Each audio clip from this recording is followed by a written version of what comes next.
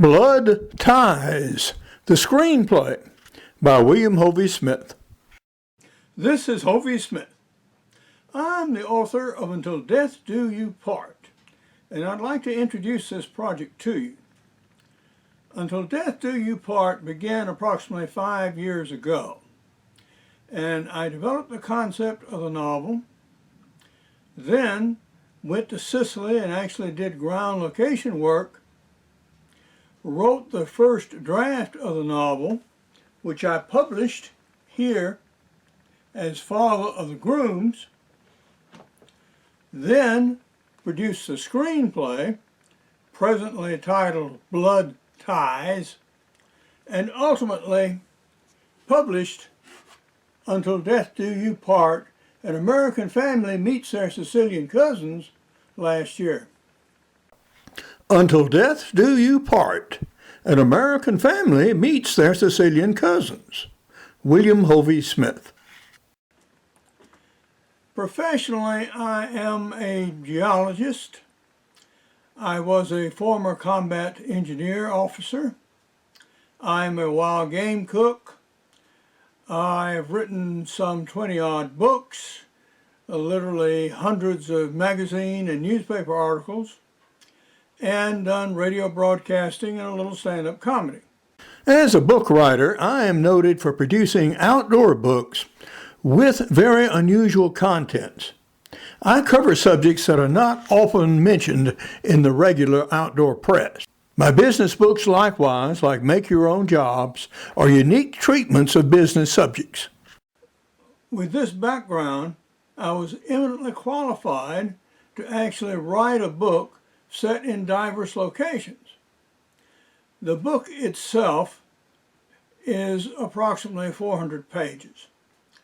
It starts in California, goes through the desert Southwest, Louisiana, and to Sicily. Well, the screenplay did not allow me this much latitude so far as sightings went. So the screenplay Blood Ties begins in Sicily. And in the first act, a man by the name of Pasquale is undergoing rigorous torture in a beat-up warehouse in Naples. And he's been forced to inform on his employer, Luigi the Claw, who is associated with the Sicilian mafia on the island, that they failed to capture one of the daughters, Angelica, and Angelica has gone back to Sicily. The Sicilian mafia, as well as the mafia in southern Naples, today and historically have been somewhat at odds from time to time. They do cooperate on occasions, but they also have times when they strongly disagree. And this is one of those times. The Nepalese wish to take over the operations in Sicily. So using information from Pasquale, they arranged to have two of the principals of the Sicilian mafia arrested, running the family into chaos. In the meantime, on the American side, we have a Sicilian family in Louisiana, and they have never returned to their home island in 3 generations, although they've kept in correspondence. They have 2 sons, one a decorated Marine officer, home from Iraq, just out of Baghdad in some ferocious fighting, and his brother, who's a ne'er-do-well artist, back from San Francisco, where he just got thrown out of his apartment. His father and mother, now getting older, decide if they're ever going to go to Sicily, they've got their kids here, now is the time. So they arrange the passage, they fly over, and they consist of the 2 brothers, Roger and Frank, their sister Mary, their gay hairdresser uncle William, as well as their parents. And they consequently fly to Italy, where they are informed when they arrive on Monday that their 2 sons will be married to 2 women they've never heard of on Friday, or none of them will leave the island alive. they consent after being offered an inducement of support of 100,000 euros a year to support each of the two girls. Their first meeting is at a banquet. They are set opposite each other, and the choice of who will marry who is made by a red onion, which bounces from one plate across the table and lands in one of the gal's laps. They have chosen, Luigi the Claw announces. Everybody applauds. The match is made, and they start their tour of the island the next day. Well, I actually toured the island and found it wonderful for cinematography. Sicily is a seldom photographed place, at least on American film, and it has some wonderful antique architecture, historic buildings, almost an unlimited supply, vineyards, orchards, and so on and so on, and remarkably looks much like Southern California. The filming potential in Sicily is unique and very oftentimes spectacular, including exterior and interior shots. Consequently, many of the scenes in the movie could actually be filmed in Southern California and be reasonably representative of a Sicilian scene, like olive orchards and almond orchards, as well as the large amount of cacti in both Sicily and the American Southwest, which are actually the same species. The Spanish took them there. Well, to return to the plot. The family starts their tour, and they go from site to site around the island, just as I did, and see the historic sites. There's a salt recovery area. They go to see one town of ruins that has not been rebuilt since classical time, which is very unusual. Most classical cities have been rebuilt numerous times, one on top of the ruins of the other, but these were left alone. And so they tour those, and already the Nepalese mob has made 2 attempts on the party. And they attempt to plant a bomb whilst they are visiting this museum and historic site, but are foiled because they're intercepted further up the road. Now Luigi and everybody else realizes that despite the 2 previous things, which might have been classed as just incidental occurrences in the life of a mafia member, yeah, you're going to occasionally get shot at. And perhaps your parties and wedding parties are going to be interrupted with machine gun fire a little bit. Well, this is ordinary. But this was a very serious attempt. So everybody realizes that, yes, their lives are really in danger. The 2 boys start to get cold feet. The gals are beautiful, and they certainly want them. But they don't know if they want to be pursued by another mafia mob all the rest of their lives.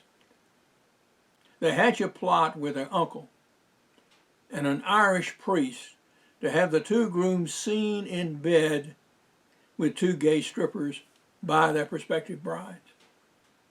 And then, hopefully, the brides will call off the wedding and everybody can go home without getting their throats cut. Well, the plot sort of goes through. And this is the eve of the wedding. Woof. And it fails. Luigi thinks it's all a big joke. The girls are mortally embarrassed, of course, which was the intention of the whole thing. But nonetheless, the wedding will be Friday.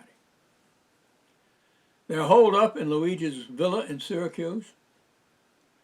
The civil part of the ceremony takes place in the town, and the magistrate there tells them to get the devil out of here. And so they go to the same church that the Godfather weddings were held, and there the viewers get to see the inside of that church for the first time. They never had before. And someone attempts, with good cause, to stab Luigi before the ceremony begins. He's wearing protective clothing, and he goes down and actually gives his daughter and niece away to the prospective grooms. The reception is held in an old fortress converted to a modern hotel. And Luigi has the mafia members gathered in this tower room.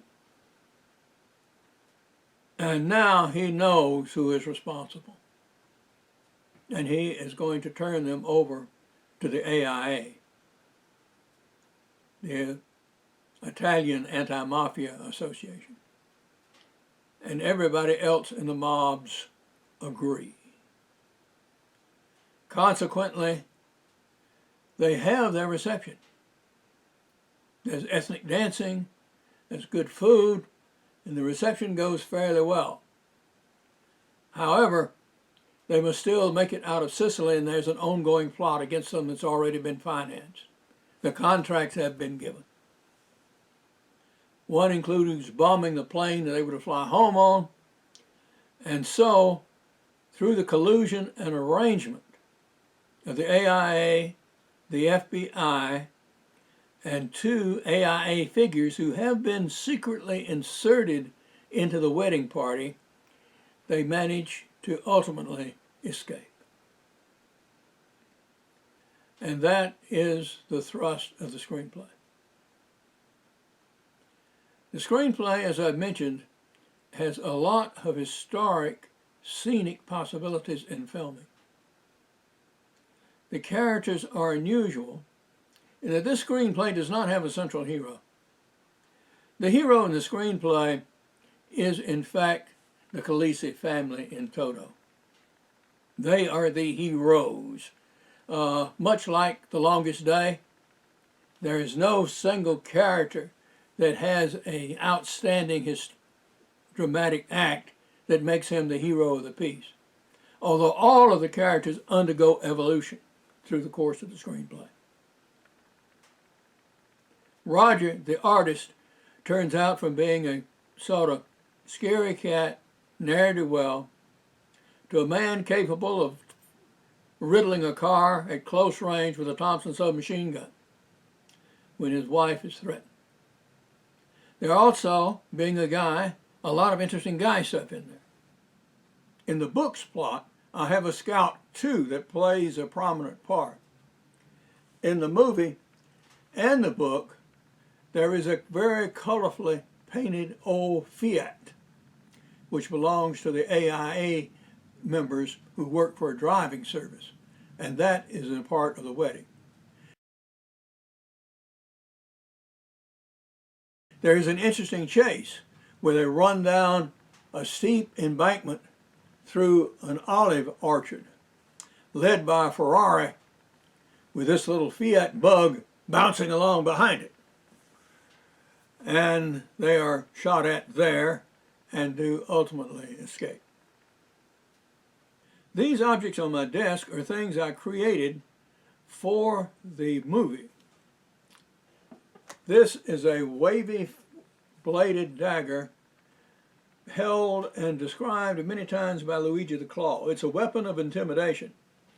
Its origin are with the ancient Sicilian, some 3,000 years ago, who made similar daggers out of bronze. They were considered so terrible a weapon that they were banned by the Greeks from further production. As I am also a recognized specialist in black powder arms, and for 10 years was the black powder editor for the Gun Digest Annual, I built a gun. This is a French 69 caliber flintlock musket that one of our fellows, Frank, the Marine, takes on a boar hunt in Sicily. And I have hunted boars in Italy with muzzleloading guns and done it successfully. And he does too. This is to prove his manhood, if for no other reason, as well as provide some interesting aspects to the wedding feast. I hope you find the project interesting. I certainly have. And I'm certainly eager to participate with you. This is a very richly peopled, richly cited, and richly plotted screenplay that I hope we can bring to production. The novel is now available as a softcover, ebook, and audiobook from Amazon.com, Baker & Taylor, and other book sources worldwide. I am represented by Agent Calvin Frost, who may be contacted for a treatment and/or copy of the screenplay at calvinfrost@bookliteraryagent.com.